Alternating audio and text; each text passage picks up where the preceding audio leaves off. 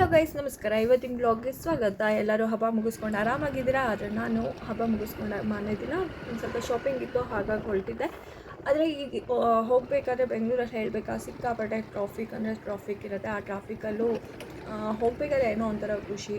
ಅಂದರೆ ಒಂದು ಸೈಡು ಇದಿತ್ತು, flat I T B T office, ಇನ್ನೊಂದು ಸೈಡ್ ಫ್ಲ್ಯಾಟ್, ಎರಡೂ ಇರೋದ್ರಿಂದ ರೋಡಿದ್ದು ತುಂಬ ಚೆನ್ನಾಗಿ ಮಾಡಿದರು. ಅದು ನೋಡ್ಕೊಂಡು ಹೋಗ್ತಾ ಇದ್ವಿ ಎಲ್ಲ, ಏನೋ ಒಂಥರ ಖುಷಿ ಆಗ್ತಾಯಿತ್ತು. ಇಲ್ಲಿಂದ ನಾವು ಹೋಗಿದ್ದೆ ಭಾರತಿ ಮಾಲ್ಗೆ. ಅಂದರೆ ಫಸ್ಟ್ ಟೈಮ್ ನಾನು ಭಾರತಿ ಮಾಲಿಗೆ ಹೋಗಿದ್ದು, ಯಾಕಂದರೆ ಬೆಂಗಳೂರು ಬಂದಾಗಿಂದ ಆ ಮಾಲಿಗೆ ನಾನು ಹೋಗಿದ್ದಿಲ್ಲ. ಅಂದರೆ ಈ ಸತಿ ಹೋದರೆ ಮಾಲ್ ಸೂಪರ್ ಆಗಿದೆ. ಅಲ್ಲಿ ಓಕೆ, ಡ್ರೆಸ್ಸಸ್ ಎಲ್ಲ ತುಂಬ ಚೆನ್ನಾಗಿರೋದು ಸಿಗುತ್ತೆ. ಆದರೆ ಏನು ಅಂದರೆ ನಾವು ಹೋಗಬೇಕಾದ್ರೆ ಮಾಲಿಗೇನೋ ಹೋಗಿಬಿಡ್ತೀವಿ, ಆದರೆ ನಾವು ಗಾಡಿ ಎಲ್ಲಿ ನಿಲ್ಸಿರ್ತೀವಿ ನಮಗೆ ಗೊತ್ತಿರಲ್ಲ. ಕಾರು ಗಾಡಿ ಏನಾದರೂ ಅಷ್ಟೇ. ಅದಕ್ಕೋಸ್ಕರ ನಿಮ್ಗೆ ಸ್ಲಿಪ್ ಸಿಗುತ್ತೆ. ಆ ಸ್ಲಿಪ್ ಏನು ಮಾಡಿ ಅಂದರೆ ಅದರಲ್ಲಿ B1 ಆಮೇಲೆ G1 G2 ಅಂತ ಇರುತ್ತೆ. ಅದು ನೋಡ್ಕೊಂಡು ಚೆಕ್ ಮಾಡ್ಕೊಂಡು ಹೋಗಿ.